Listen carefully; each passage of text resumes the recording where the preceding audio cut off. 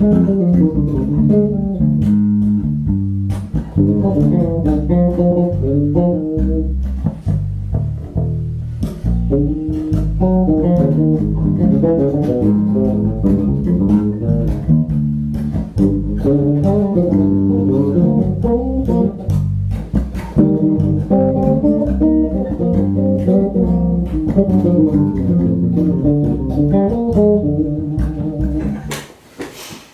guys, how y'all doing? This is Craig here from Bass Lessons Melbourne, and for this episode of the player profile videos, I'm actually in Sydney with none other than Mr. Steve Hunter. Morning, afternoon. Yeah, how are you? I'm good. Good, it's a bit warm. Yeah, it is. Yeah, humid. We spent pretty much all week up here just sweating. Yeah. Either in the beach. Yeah, I know the feeling. Yeah, it's tough. Thanks for having me around. Pleasure. Thanks for having us. To get in touch with lots of people. When I started doing this podcast and the video stuff, lots of people, your name came up. Yeah, if you ever get up to Sydney, you gotta try and catch up with Steve. So it's good to be here. Maybe you can tell us a little bit just about how you kind of, your bass journey, how you became. Yeah. Sure. I emigrated to Australia from England when I was 14, so that was in 1974. Okay. I'm 57 now, and really shortly after that, well, the first kid that I sort of made friends with had a bass guitar in his house. Yeah. And I picked it up one day. I hadn't picked up one before, and I could kind of play it. Where it felt really good in my hands, you know. Yeah. And the kid that I'd made friends with, the new Australian kid, said, "Oh, had you played before?" And I said, "No, I never had." So the moment wasn't sort of lost on me, you know. I thought, this feels good, and I went and got one from a hot shop. Yeah. So that was the start. And were you into music? Yeah, I was. I was always into music. Both my parents played a lot of music. Yeah. Around the house. My mum played piano. My uncles played guitars and basses and things. So it was around. But I'd only much around on the piano really until picking up the bass here in Australia at 14. Mid-70s. What was mid-70s? Well, I'd come out of England and I was actually really into sort of pre-Marley reggae and soul music actually at that time. And then I got to Australia and none of the kids my age were into that. It was sort of Led Zeppelin and Pink Floyd and all that kind of thing. AC/DC. Yeah, although I didn't really, I was never drawn to that. Yeah. But I got into some of that English music, which I hadn't got into when I was in England, you know. And then I went to see Jeff Beck in 1976 with the Young Hammer Group, and that just blew me away, and it sort of set a direction. Yeah, right. And then I got into sort of Mahavishnu and Weather Report and Miles and McLaughlin and etc. after that, you know. Yeah. Yeah. So, but Jeff Beck was kind of the gateway drug? He was the gateway, yeah. Who was playing bass with him? It was Fernando Saunders. Okay. And he played a fretless. He had a beautiful tone actually, like he had a P bass with a J pickup in it, but it just had this different sound. It was a different sound to Jacko's sound, you know. Yeah, yeah. Beautiful sound. So he was kind of, he was the first bass player that I saw. Like, wow, I want to do that. You know? Yeah. And so, what was your first bass that you got? Can you remember? Yeah, it was an Ibanez Silver Series. Silver Series. It was called the Ibanez Silver Series. Oh, is that like their? I believe it may be later. I might be wrong here. But I think maybe it became what they called the lawsuit Ibanez or something, because it was very, very, very close to the Fender. Was it jazz? Yeah. Yeah. Okay. Yeah. But you don't still have it? No. No, I don't. And I'd kind of like to, because I think it was a pretty good axe actually. Yeah. Yeah, I've got a 70s, it's not Tokai. Yeah. It's got a Greco. Right. B-bass is a Greco, same kind of era, like late 70s. It's good. Yeah. They were making good Yeah, stuff. they made some beautiful instruments. The Tokai jazz was good. Yeah. So then I stayed on Fenders then till 1987, and I went 6-string for 6 years. 6. Had Tobias and a Federa, so I had some amazing instruments. Right. Did I see a picture of you with a Ken Smith? No, No. that would have been a Federa.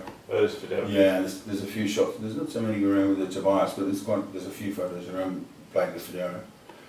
Wow. And then I went back to a 5-string with a high C for 4 years. Okay. And then back to a 4-string in 1998. Interesting. So it's been 20 years back on a Fender inspired bass, Sure. not necessarily a Fender, but yeah. So going from the 4 to 6 Federa, Yeah. why? Was it Anthony Jackson? It was partly Anthony, it was partly Some dry thinking. Patitucci had just arrived, Yeah. and there were elements of what he was doing that I really liked, and Anthony of course. Mm. And also just to try to move away from, I'd spent a lot of time concentrating on Jacko and Alfonso, you know, and a couple of guys, and I wanted to move from that a little bit, you know, and I thought maybe 6-string would be a new sort of, as you say, gateway into something else, into a different thing, you know. And I dug it, but I found that I didn't really, I couldn't ultimately get with the B string. Okay. I found that I couldn't imbue it with my own sound, it just sounded like B. And some people can, but I just found that I couldn't. So it really just became a thumb rest. Sure. So I thought, well, go with the 5-string with IC, you know, Yeah. try that for a while. And then eventually. That was good for some things. I really liked it for, Chordal. I was in a guitar trio. Yeah. Right. So I could play voicings and things while he was soloing. I really liked it for that, but I annoyed myself by playing on the upper C string all the time. You know, Every time I went for a solo, I'd go there, and so many people seem to. And it was sort of, it irritated me, because when I listened back to it, I actually didn't like the tone as much as I liked the tone in the heart of this bass. Yeah. Right. So, and also every other guy in the band is soloing in that register anyway. Yeah. So There is something to be said for if you're going to solo on the bass, you know, like playing to the bass's strengths, so to speak, or making the most of its unique features in a way. yeah, You know. I certainly don't beat any drum for 4-string is the thing, you know. Yeah. I really don't. I think it's all beautiful if you can make music out of it. But yeah, that's just been my trip, you know, the sort of 10 years out, well, with 40 plus years of playing, 10 years of it away from the 4-string. Yeah. And so were you getting lessons at school kind of thing, or was it No, just I'm self-taught. transcribing records and stuff? I left school when I was 15 and moved out of home, lived by myself when I was 15. Wow. Yeah, it's pretty young. Yeah. I actually didn't even realise how young that was until my eldest son turned 15. And then I thought, man, I was living by myself in Paddington at his age, you know. Wow. But I practiced a real lot and transcribed a lot. Yeah, I was mad at practicing. I was on the job. And you could read and write music, or? No, I taught myself how to do that. I'm pretty much completely self-taught. Yeah. I had 2 lessons in 1987. Funny enough, when I went to go to 6-string, I went to Los Angeles to pick it up from Michael Tobias in Los Angeles. Cool. Because actually at the time it was cheaper to get an air ticket and bring it rather than pay the import tax on it, which was like 48% or something. It's ridiculous. So I went there to basically pick up the bass, and I organised a lesson with John Patitucci and a lesson with Jeff Berlin, Wow. a day after each other. Wow. So they're the only 2 lessons I've ever had, you know, like official kind of lessons. Yeah. Right. And that was interesting. If you're only going to have 2 lessons, then that's. Yeah, they were there, and they were sort of, at the time, Jeff Berlin had fairly recently done that Road Games album with Alan Holdsworth, Okay. and I thought that was a bit new, a bit different. And Patitucci had the 6-string, of course, so I figured I could pick something up there, you know. Yeah. So that was kind of interesting. But other than that, man, I'm self-taught, you know, and or I mean, I have a lot of friends that have picked up different things, and they show me. Yeah. They showed me stuff, so I just glean from everywhere. You know? Yeah, and playing with other people as well. Yeah. You learn from that. So were you kind of right into the gigs at kind of 16, 17, or? I wasn't gigging. I did my first gig when I was 17, and then it started when I was 18 to be a bit more steady. Yeah. And I started to get some gigs. And then really quite rapidly, within about 2 or 3 years, I was sort of playing with the best jazz and fusiony kind of guys around, you know, so I kind of was, you know, I was fortunate a few people really kind of took me under their wing and into their bands, and I guess they could see some potential, and so that was really a nice thing. And so well, I had a band. I formed my own band when I was 18. That was 1978, and I've had a band ever since. Okay. So this year actually marks 40 years that I've never not had a band, my own band, you know. Wow. So, and I've put about 12 albums out of my stuff over that period. Yeah. Everything from solo bass albums to 9-piece to quartets, quintets, sorts of different, framing it in different ways, you know. So you've always been almost equally drawn to composing as you have to just playing? Yeah. You know what I mean? They really go hand in hand for me. Sure. And they always have, I think. Yeah. And now I don't practice scales and things like that so much, but I just try to improvise and then record it and then pick things out and use that as composition.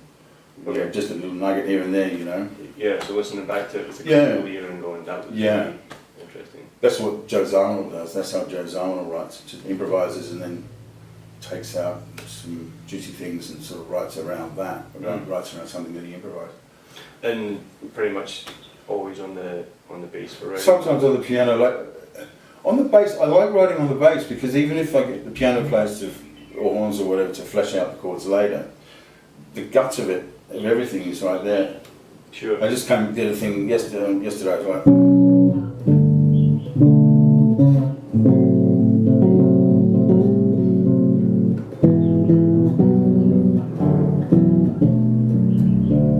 Very simple, but if you flesh those chords, I'm just using 3-note voicing. Yeah. If you flesh those out, it's quite rich. Yeah. I guess it's like kind of being able to foresee that and be cool with that. Yeah. I'm kind of the same. I write a lot of just 3-chord voicing and stuff. Yeah. And then you take it to the band and the guitar player goes, I should probably be a sharp 11.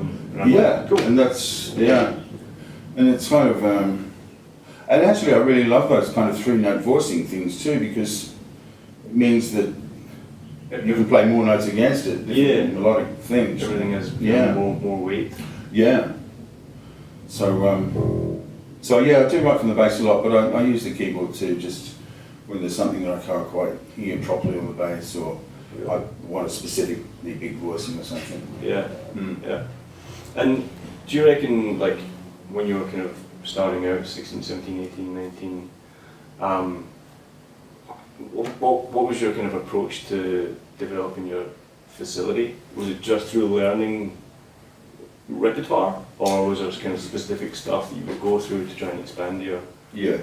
At first it was just trying to cop what people were doing on records, Right. and not really having the knowledge of what was happening, whether it was a sharp 9 or a minor third or what. Yeah. And then I bought a book called Scales for Jazz Improvisation by a guy called Dan Hurley, and it just had all the different Chord scales. yeah, like the major scale and its modes, and harmonic minor, melodic minor, diminished scales, pentatonics, whole tone, the whole gamut, you know. And it said what kind of chords those went with, and picking out arpeggio tones, you know, thinking 1, 3, 5, 7, 9, 11, 13, you know. Yeah. Rather than just thinking of the scale. And I did a lot of breaking scales up in different ways, like thinking of major evens, say C major, something like even like this.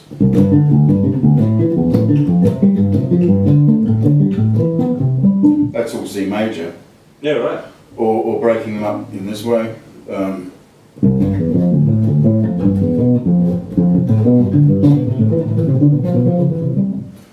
So it's all exactly in C major, but it just sort of breaks them up in different ways, so you can sort of break your lines up. Different note combinations. It doesn't sound like you're sort of doing that all the time or something. Yeah, because I guess with the bass being so pattern centric, is that we tend to stick to the patterns that we know, and if it's difficult to follow, like on the piano you can play any note. Yeah. You know, you can. It's not hard to play this note and that note at the same time. On the piano, it's probably hard to do something like that. Yeah. For sure. But yeah, so to see on the piano you can see all the notes laid out in front of you, so it's not quite so... There's only one place you can get that. Yeah, exactly, yeah. So you obviously transcribing some Jacko stuff, and some Anthony Jackson. Some Anthony, some Alfonso. Right, so Weather Report stuff. Yeah, Weather Report pretty heavily. Some Jeff Berlin things. Yeah. Doug Rauch. Do you know Doug I Rauch? don't know that name. He's an amazing player. He died early. He died when he was 28. I think he had a heroin overdose. But he did an album with Billy Cobham called Life and Times, and another album with Lenny White called Venusian Summer. I think they're the best examples of his thing. But he was coming up at the same time as Jaco and Stanley, you know. Right. But he had a thing that was really his own. In a way, I mean, it's an oversimplification, but his thing was almost right down the line between Jaco and Stanley, actually, but his own completely. You know? Right. So I was really into him.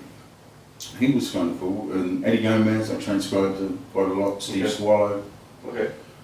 And then I transcribed quite a lot of Jan Hammer's mood bass All right. kind of approach, and Zolan's left hand stuff. Like Zolan's really got a way of playing, particularly pentatonic stuff actually in the left hand. Yeah. Like this kind of this is like Zolan bass, like. Yeah,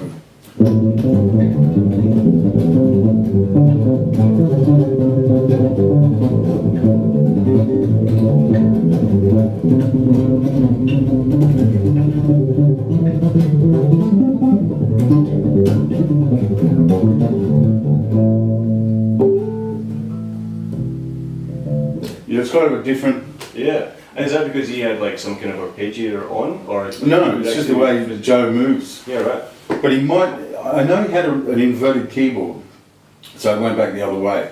So only C and F sharp were the same, because that's the exact middle of the major scale.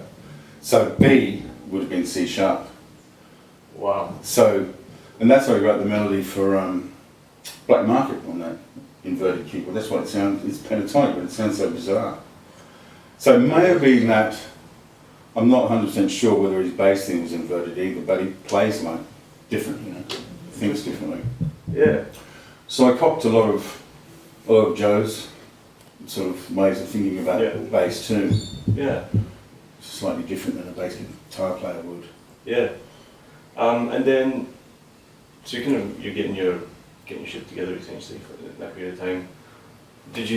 You've always just stayed in Sydney, or did you ever think about doing the LA thing? Oh yeah, I was out there quite a lot, and I got to I played with Billy Cobham here in 1990, and then I went to Los Angeles the following year.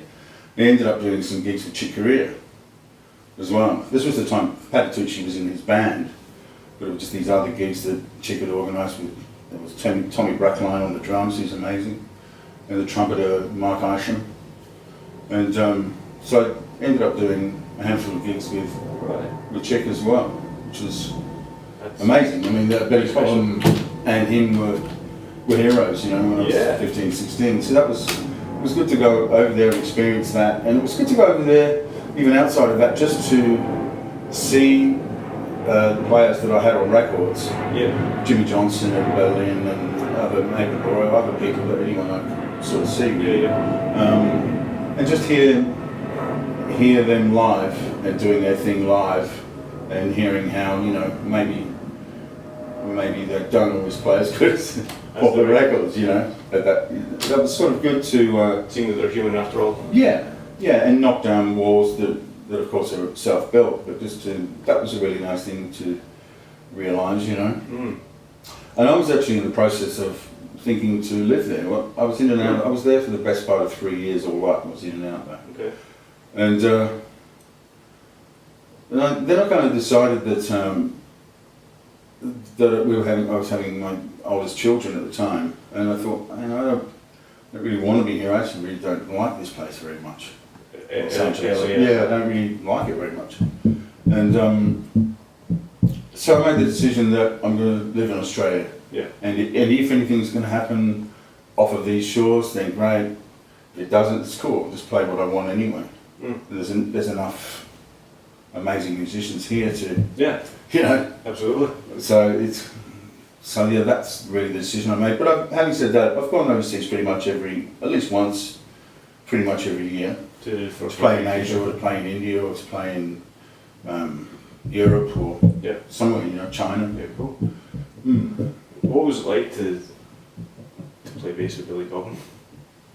It was great. I mean, when I turned up to the first rehearsal, and his drum kit was already set up. I was intimidated by the kit, you know, by itself before it even walked in. They had a mounted bass drum, you know, like, and This was double, here in Sydney? This was here in Sydney, yeah, 1990, and he had the double bass drums, and I was just so used to seeing photos of him, like on the cover of the Spectrum album with those Perspex drums, like. Yeah.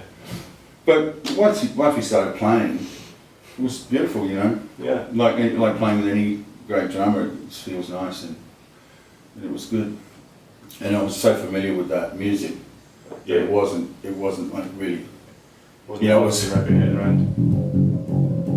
It was those kind of, you know, big, isn't it? Big. Yeah. Those tunes and Great tunes. yeah, and Lee Scott, that's him. So beautifully on that too.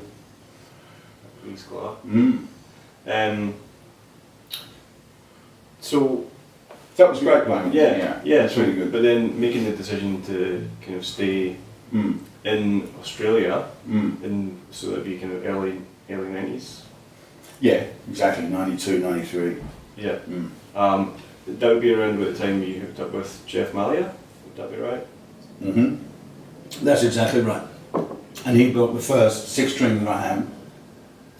But then I went off 6-string fairly soon after. Yeah. And then he built me the first 5-string with a high C that I had, which I played for a long time. Yeah. And he's built me the subsequent, I've got 2 of his 4-string basses at the moment.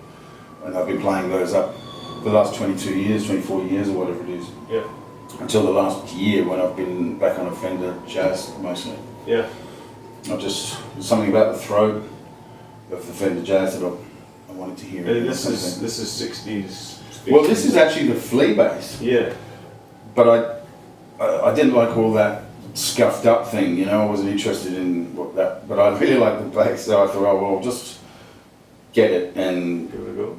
And get somebody to go over it in the same kind of colour that it was. So that actually looked worse than this.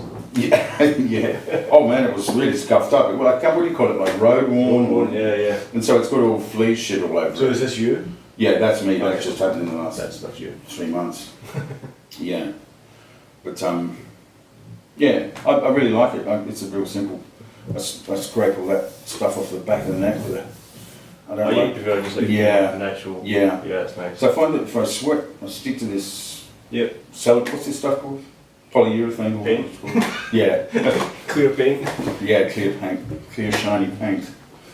So yeah. Yeah, right. And then, like, what was your kind of path for then putting out your own albums and stuff like? Because back The first one came out in '86. '86, Yeah. so it's pretty early on. Yeah. In your I was 25. and you wrote it and recorded it all here. And Yeah, stuff. I wrote and recorded it all, and You got it released by a label. no, I did it by myself, and just pressed 500 at the time. It was still LPs, Yeah. and I mean, that's so quite even. pressed 500 LPs and sold them at the gigs. Yeah, even today, I mean, that's quite Mm. entrepreneurial Yeah. for musicians. You know, Yeah. we kind of have to do that. So in 1986, to just be like, I'm going to do this regardless. Yeah, there wasn't a lot of people doing it. I know a couple that were, Yeah. but I don't know. It just seemed like I didn't even really give it much thought, and I didn't even. Well, a good thing. And I didn't even think of myself as entrepreneurial Yeah. or sort of gung ho in any way, really. I just thought that's what you did. I thought you get an instrument and you learn how to play it and you write music and you put it out there for other people to see if they like it. Yeah. And it was a very simple viewpoint, really. And I've sort of continued to try to keep it that way, although most of my albums are released through labels and things, but that one wasn't.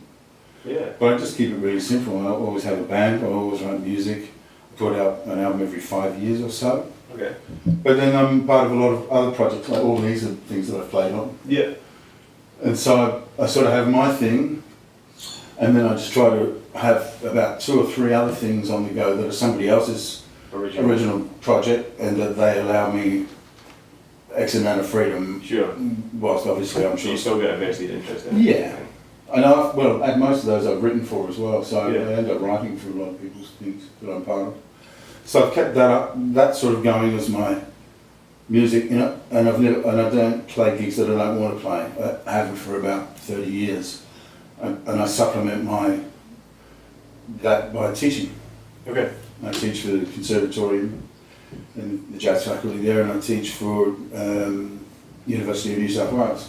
Right. And so and I teach here too at home. Sure.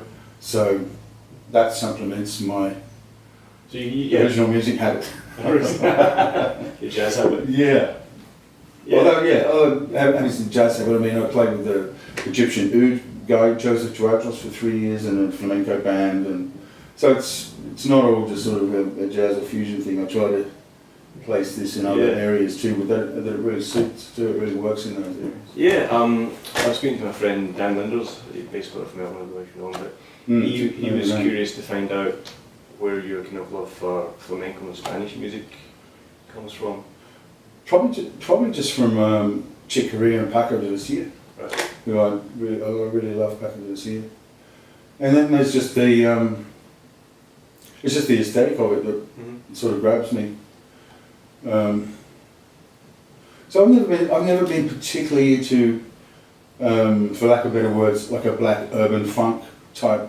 I dig it, but it doesn't never felt like I do it. I like a more elastic, a different way of kind of a groove that is coming from a different place. You know? Yeah. And the Spanish thing is more. Yeah, it's a European thing, I guess, and it's just also just the harmonies that they use. I just really love the sort of dense.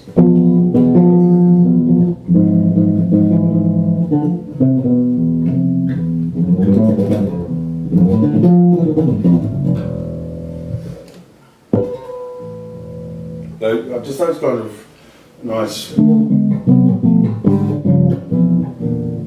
There's a lot of nice sort of things going on. And, you know Carlos Benavent? Yeah. Yeah. So he was another guy that I missed mentioning before. Right. There's a beautiful Chick Corea record came out in 1982 called Touchstone. Okay. And Carlos Benavent plays on that, and so does Paco actually. He was a peak player. He was, yeah. That's right. But he, I don't know. Somehow we didn't hear it. It didn't sound too clean. Sure, like Steve Swallow, you know. Yeah. Or Bobby Vega. Well, Bobby Vega, you can hear the bit. Yeah, true. Yeah, it's part of his vibe, isn't it? Definitely. Yeah.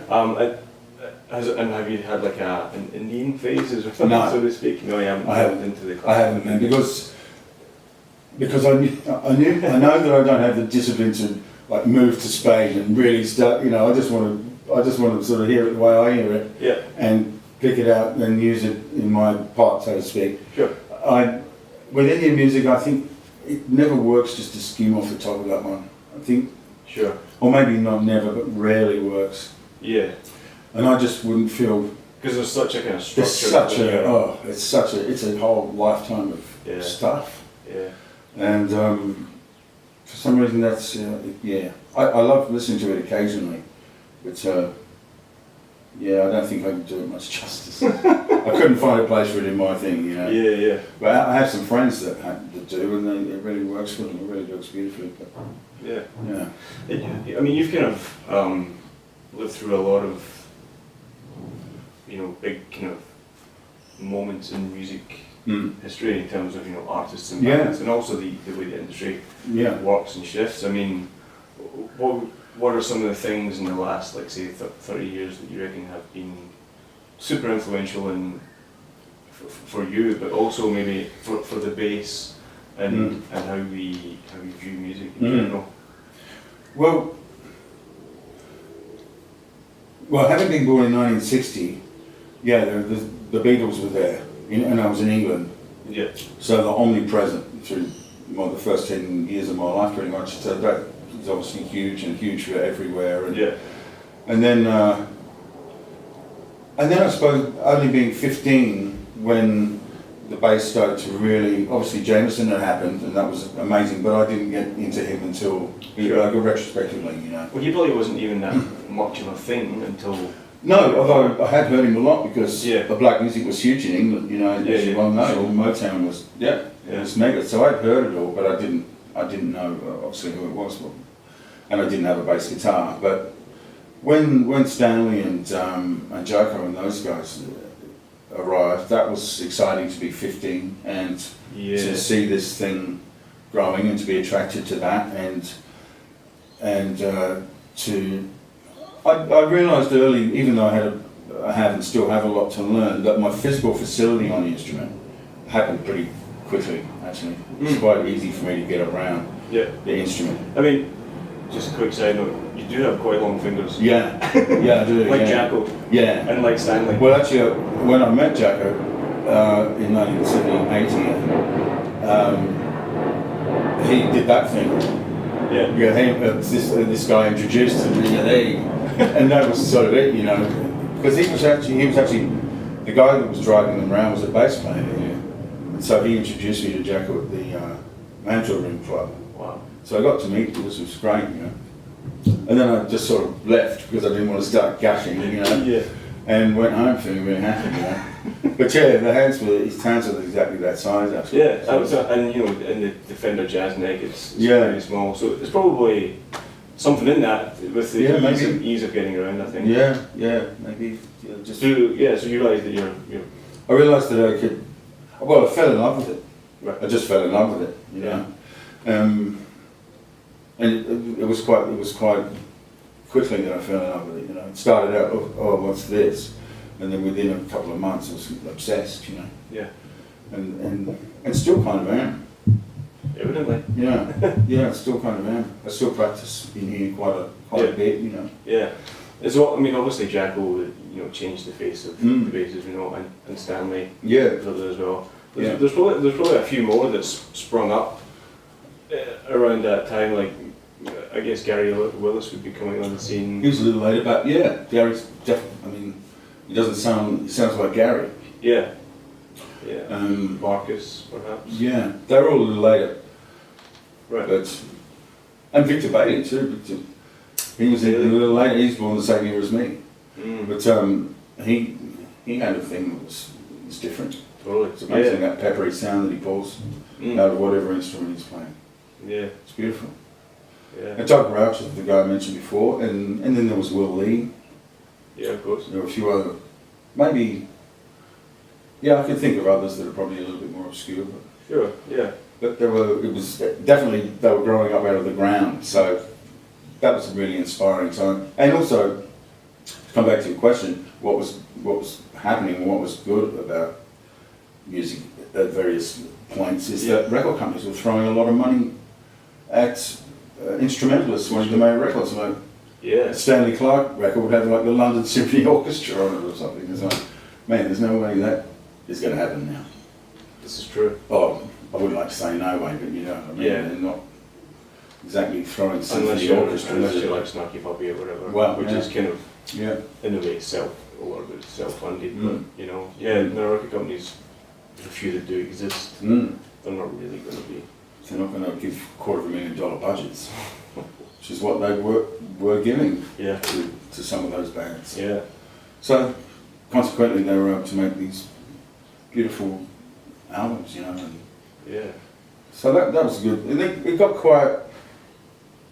Sydney, because I've always essentially been based here, it's gone up and down a little over the years, but I don't know, man. I somehow always just keep doing what I'm doing anyway. Yeah. I don't take too much notice of it. Yeah, I was thinking that it probably hasn't affected you too much because, like you say, you just do what I'm doing. Yeah. Yeah. Self-funding albums and part of just original music. Yeah. And how did you get into the teaching thing? Well, I've been doing it since I was about 25. Just people would ask occasionally, you know, at a gig or something, and I started doing that. And I don't think I was naturally a very good teacher. All I could show really was what I had done for myself and what I worked on. So it was mostly sort of private teaching for quite a long time, and then I was the first bass teacher at the Australian Institute of Music here, and that was in '92, and I wrote the original bass curriculum for that, but I only stayed a year. I didn't really like it very much. Okay. And then many years later, I started teaching for UNSW and for the Con here in Sydney Conservatorium. And the older I get, the more I like it. Sure, yeah. And the more I sort of, and over that period, from over that 25, 28 years or whatever it is, I've come to take it more, to care about it more and more, you know. Sure, yeah. And care about the person that's in front of me. And yeah. because obviously a lot of my students now are younger than my oldest kids. Right, yeah. And I see them as, you know, this person out in the world with a bass guitar sort of trying to impose it on a hostile world. Yeah. You know, it's quite a fragile place, really. And you've got a responsibility. Yeah, I try to sort of say, okay, who's this person in front of me, and if I can help them, what way can I help them? And yeah. And I really like that. I dig it, you know. It's so much more rewarding to me anyway than going and playing a gig, playing music that I don't like, to people that don't care, like wearing clothes that I would never wear. I'd much rather a student walk out and their eyes are a bit shiny from having a penny hand dropped, you know, yeah. and that's really rewarding. So absolutely. Yeah. So I really like teaching, and more and more so, yeah. Yeah. Do you have like a pedagogy, or it's just kind of like everybody you kind of treat differently? I treat everyone a bit differently, but then I have fixed things that I've worked on. I mean, the first thing I really try to focus on is knowing the neck, because I just find so many people don't really know the neck, and often people that have been playing for, you know, maybe 10, 15 years or something, yeah, they come in and I go, I'll play a C sharp on the D string, and you know, sort of, and it takes there's any processes to work it out. Yeah, and thinking, oh, the octave of that, and then, or something, and just sort of knowing the neck really well. And then depending on what kind of music they're into, you know, I'll get into sort of getting to them really knowing what the relationships are of notes to a root note, you know. Understanding it. Yeah, what's a 13th, what's a sharp 11, what's a sharp 5, what's the minor third, what's the second triad of that. Yeah. And just really getting to know that. Yeah. If they're not really, some of them, that's too steep a place to go, and I just sort of, I just do whatever I think is going to help them fall in love with their instrument more and want to know more, and then maybe pull out some other stuff a bit later. Yeah, because as a teacher, you know, you can, maybe the best thing to do is just inspire. Yeah. Instead of go, you should do this. You know? I think so. That's. But like you say, everybody's different. So. Yeah, everybody's different. And I've got folders full of exercises and things like that I've written down over the years, so I can pull any of those out and do that. You ever stuff thought about formalising it in a Steve Hunter Facebook? I have, but then I think, I don't know. There's just so many of them out there, you know. There are. And and also, and it seems to me that the production values of like your thing's really well presented online. I thought I had a look, and just it's got to be presented well and all that stuff. And I'm such a technophobe, right? And people expect really good presentation and production. Because essentially, the quality of the camera in your iPhone now is like better than SLRs from like 10 years ago. Yeah. So I have thought about it, but then I haven't done anything about it. Yeah. So you never done like a Skype lesson or anything like that? I have done a Skype lesson. Yeah. I have done one Skype lesson. Yeah, which was cool. Went well. Yeah. But my oldest son lives in Los Angeles, so I Skyped with him. Right. So I wasn't too scared of Skype. You know. That was about my sort of limit. Yeah. No. So I have done that, but Sure. I used to write columns for a couple of Australian music magazines for years. There was a magazine called Sonics that went for a long time. I wrote for that for 7 years. And there was an Australian music teacher magazine. Right. These were like in the late 80s, early 90s. Interesting. So that sort of it was interesting how far that would reach all around the country, you know, before the internet was there. So it was interesting. Yeah, street press was definitely much bigger. Yeah. Bigger deal. Yeah. Were you a bass player magazine purchaser? Occasionally. I didn't have a subscription, but I did buy quite a lot of them over the years, Yeah, because for me, that was how I learned about a lot of bass players, and read a thing and go, oh, maybe I'll go and check this guy out, and you buy the CD and then go, oh, don't like it. Whereas nowadays, you just go, who's this guy? I've got the Paul McCartney issue there, and there's a review of one of my albums in there, 1994. So I've kept that one. Cool. Yeah, which is kind of cool to be on the McCartney issue. Good review. Yeah, it was a great review. Yeah, it's really nice. It was a solo bass album that I did in '94. Right. And this was the only one I knew about it. Well, actually, the only other one I knew about that time was Jonas Hellborg's acoustic solo bass guitar album. But it was the only electric bass guitar album, solo bass, that I knew at the time. And yeah, I think it got great reviews. Yeah. Wow. Yeah. So that's quite a brave Yeah. thing to do. Yeah. Yeah, it's pretty exposing. Yeah. You Yeah. probably learned a lot about I did. yourself and your playing. Yeah. And it was just something, so like a lot of the music that I played up to that point, up to '94, had been pretty in your face kind of fusion, you know, it was more like rock jazz. Yeah. And so that solo bass album was just very, there's no over chops things on it at all. It's very melodic and Sonorous. pretty and sort of, yeah. Yeah. And so I wanted to do something that side of the thing too, you know. Sure. And then after that, even the band projects became more, sort of swapped around a little bit more to jazz rock, if you like. You know, Yeah. became a little bit more, for lack of a better word, organic in the thing. Dynamics. Yeah, dynamics and a little more open, a bit less riff based, A bit less More- 21-year-old, a bit more. a bit 20, more 21-year-old. harmonic movement maybe. Yeah. You know. Yeah. Yeah, I guess so. Yeah. Yeah. Because I mean, Less. yeah, because you kind of done that and you get older. Yeah, You don't need to. I had done that and I've been acknowledged for it. Yeah. And I think that's a really important thing actually. I noticed that with some other bass players that get around the instrument a lot. If they haven't really been acknowledged for it much, they just keep doing it. And it's really important. It's a really important thing, I think, because you work so hard on all this shit getting around the instrument. Yeah. And it's natural to sort of want somebody to go, yeah, man, that was. Yeah. Yeah. And after a little bit of that, it's great. Then you can sort of edit it back and only pull that out every now and then, and you start thinking more melodically and all that kind of thing. Yeah.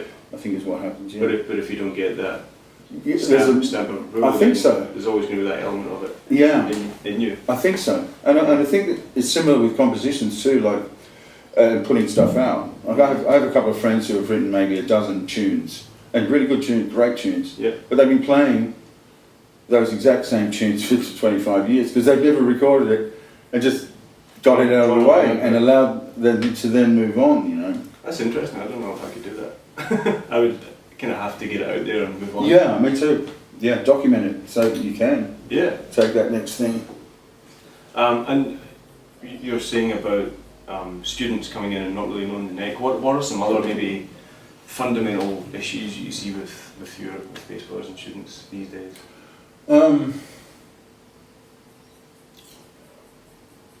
Well, again, it's knowing the neck, but it's knowing the neck in different ways. Like to think of, say, a C major scale, like playing it, say, in a regular position, and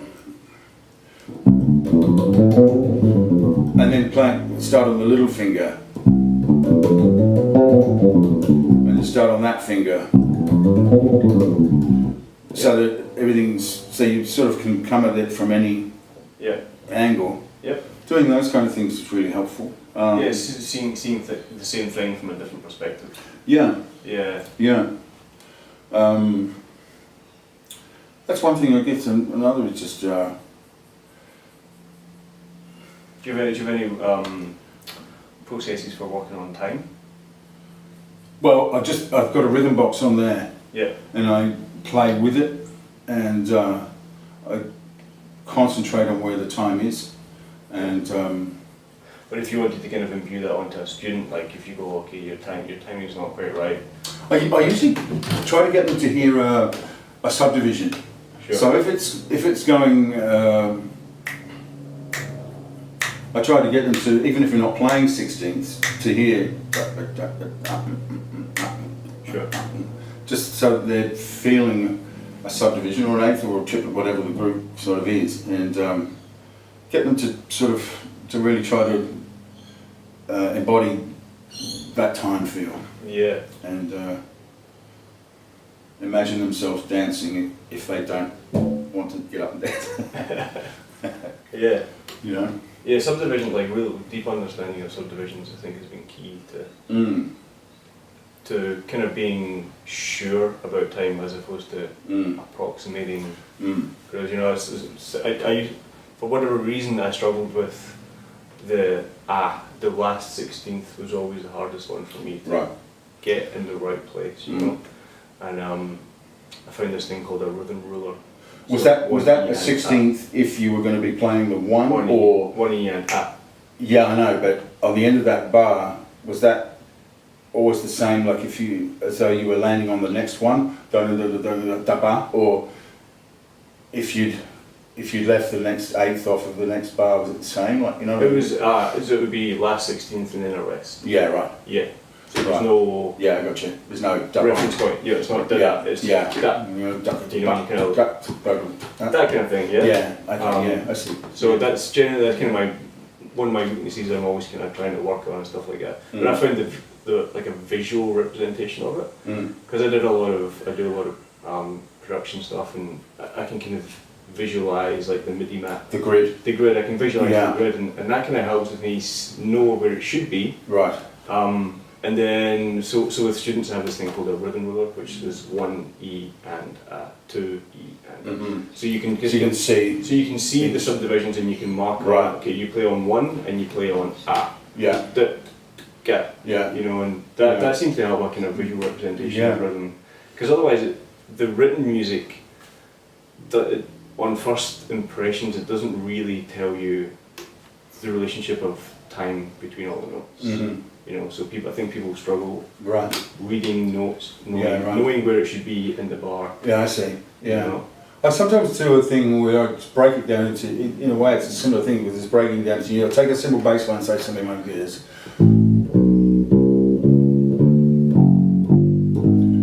And then have them go,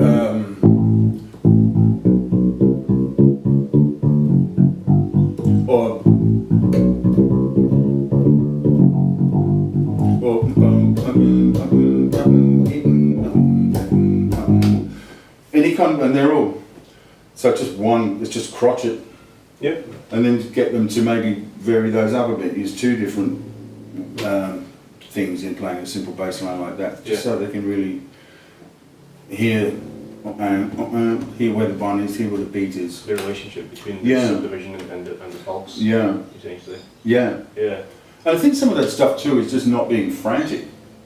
You know, just sort of with time, like to not be too frantic about it, and just to really, you know, you heard that expression, the fifth member of the quartet, like the sort of the ear that hovers above the quartet. You know, sort of try and be that. So you're really hearing your place in amongst what the other players are doing, rather than going, gee, you know, and sort of being too introverted into the instrument. I think. Yeah, don't be so blinkered. Yeah, you've got to sort of have, not necessarily eyeballing everybody, of course, but just sort of aware of everybody and what the bass player, who happens to be you, is doing. Yeah. You know, sort of an exterior point of view about it a little bit. Sure. Yeah. No, I think it's good. Definitely, I think so. Because bass players who can do that, I think, generally have maybe a better tone in the settings as well, because they can hear where they're sitting sonically, as well as rhythmically and harmonically and stuff like that. Yeah. And I think tone is an important thing for us to think about. And so what would be kind of an approach for you in terms of soloing? I've got a lot of different ways of looking at it. I've studied a lot of stuff.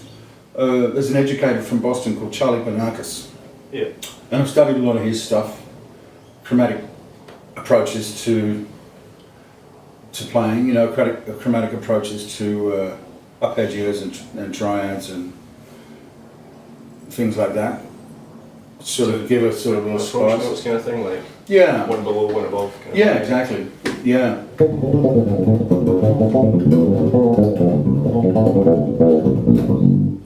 Just sort of.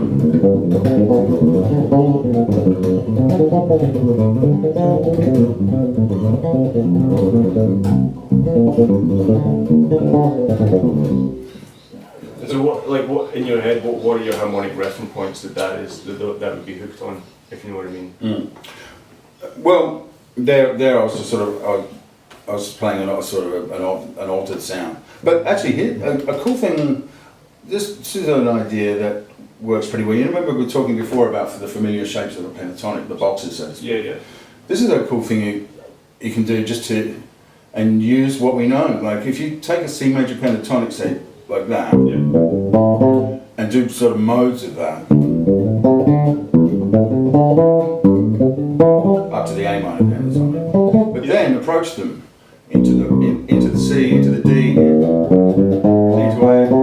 And you're always thinking of your chromatic on the up, into C, into D, into E, into G, into A, into C, reverse. And then your next one, that little box, becomes this. And then that becomes, and that becomes that. Yeah. A minor pentatonic becomes that.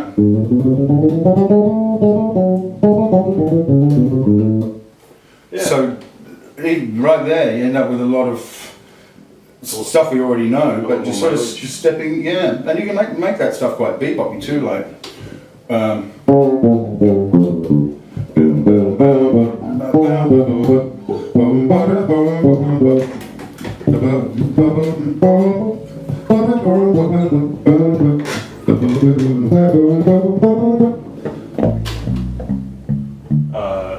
QC? Yeah, sure. 251 or something? Yeah, sure.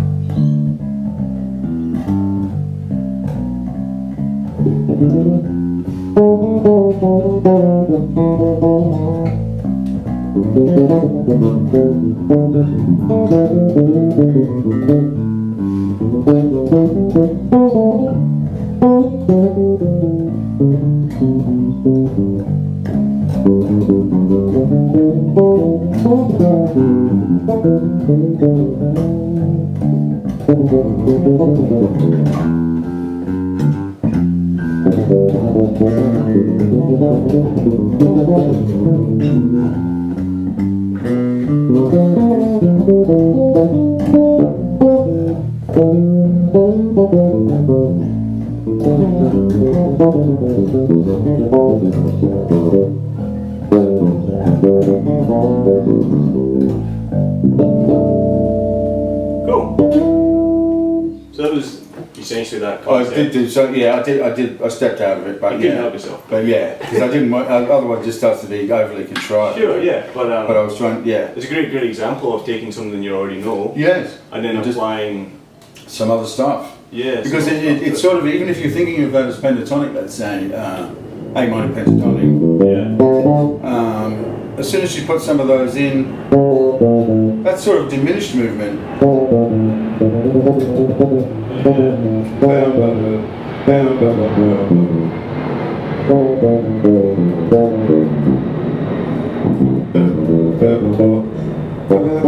And some of them move either side, like so if that was sort of the sound, move either side. Can you get a whole tone? Yeah, either side. In, out, in, out, in. Can you play an A minor chord?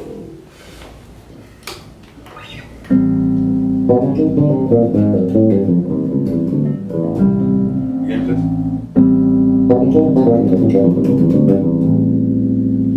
Sort of, Yeah, it gives you like nice that. colours. Yeah. So I work on a lot of that kind of stuff, of sort of stepping in and out, but I like to keep the tonality, you know. So and I like playing on changes. So if you're playing on changes, I still really like to do that thing of outlining not just zipping up and down the scales that I know will work, but targeting in on chord tones and extension tones, you know, and get specific tension and release. Yes. You know? Yeah. So I work on that quite a bit. Yeah. Would you say there's some, like maybe some key solos that you've transcribed where it keeps coming back and you're playing maybe?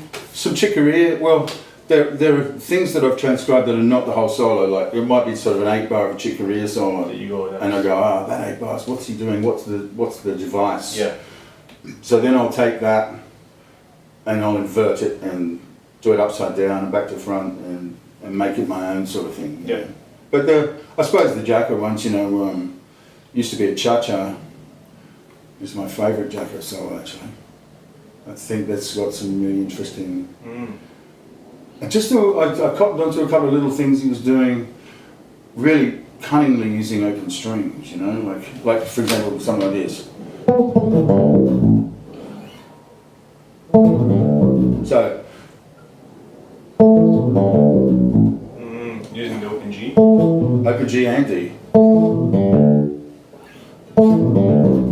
Okay. It's an A minor chord. That's it. Used to be a cha-cha. It does that. And so how did you do that? Like I could see the board, and I couldn't in my mind, and I couldn't. So I sort of worked on some things like that, like where you maybe would be playing, let's say D minor here, and then jump back to here. So.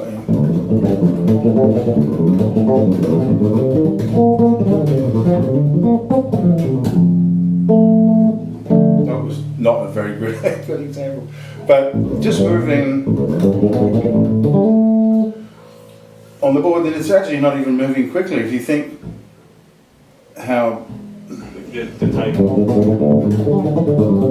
So those open strings. There's an open string, and I sort of try to be aware of, is the open string in the chord, or is the open string, do I want to hit the open string on an offbeat? And then resolve. Yeah, so if it's a D flat chord, it might go open D, oh sorry. Sure.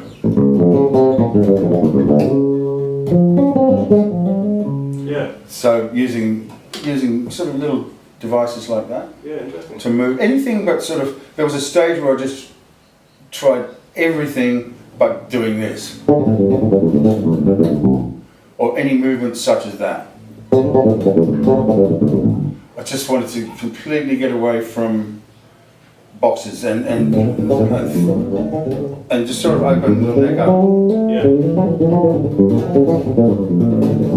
Just to be more free. Yeah, just to make me play something, hear something else, play something else. And then I went back to and added all that chromatic stuff to the boxes and made good use of them. Yeah. Like, why deny them? It was ridiculous. But and have you ever kind of come up against that mindset of, the bass player's just for holding down the groove and playing above the 12th fret, you're going to get $20, stuff like that. Yeah. Are you, like, would you I just sort of. It's obviously a ridiculous. Well, yeah, it's just it's a false dichotomy. It's a false dichotomy. It's like, are you a solo guy or are you a guy that just pins down the groove? Yeah. It's just so dumb. Yeah. Really. Yeah. So I just don't even bother with it. It's like a solo. Soloing, you've got to be keeping a groove too. Otherwise, it's rubbish. Sure. It's time is time, and time is time. Yeah. If the song, you serve the song, and if it requires you to do that, great. Yeah. If it gives you some space to create and do some more arty-farty stuff, beautiful. And and I'm guessing you can get it off just as much from playing that as you can from exploring. Yeah. Definitely. Because it's about your relationship with the musicians and music. Yeah, definitely. Although I would definitely admit to a time where that wasn't the case too. Sure. Yeah. Yeah. That's struggle. Is it my turn yet? Is it my turn? Yeah. There was definitely, I didn't always have that kind of maturity that some young guys do have. I sort of had to beat my brains out first and then grow into just serving the music and just relax on it. And, just chill out. Yeah, just chill out, yeah. Awesome. Man, well, I don't want to keep you too much longer. All right. Nice chatting. Yeah, nice chat, thanks for having me. No problem. Steve Hunter, everybody. Lovely.